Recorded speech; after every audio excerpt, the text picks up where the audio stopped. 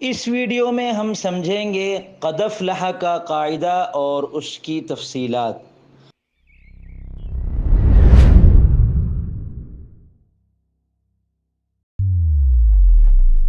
بسم اللہ الرحمن الرحیم۔ السلام علیکم ورحمۃ اللہ وبرکاتہ۔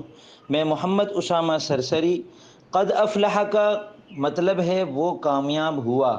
افلح یفلح باب افعال سے فعل ماضی قریب کا واحد مذکر غائب کا صیغہ ہے، اور اس کا جو قاعدہ ہے اس کی تفصیلات یہ ہے کہ اگر حمزہ متحرک ہو اور اس سے پہلے والا حرف ساکن ہو اور وہ حرف علت نہ ہو تو جوازاً ایسے حمزہ کی حرکت کو پہلے والے حرف کو دے کر اور ایسے حمزہ کو گرا سکتے ہیں۔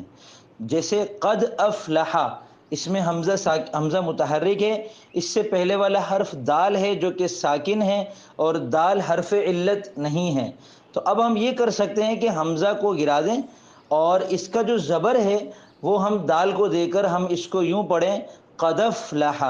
تو یہ جو قاعدہ ہے یہ چونکہ جوازی ہے تو اس کو قد افلح بھی کہہ سکتے ہیں اور قد افلح بھی کہہ سکتے ہیں۔ اردو میں اس قاعدے کا نام اخفاء الف ہے۔ تو یہ تھی اس قاعدے کی مکمل تفصیلات جو آپ نے اس ویڈیو میں ملاحظہ کی۔ قرآن کریم اور عربی زبان کو سمجھتے رہنے کے لیے اور ان میں مہارت حاصل کرنے کے لیے اس چینل کو سبسکرائب کر لیں۔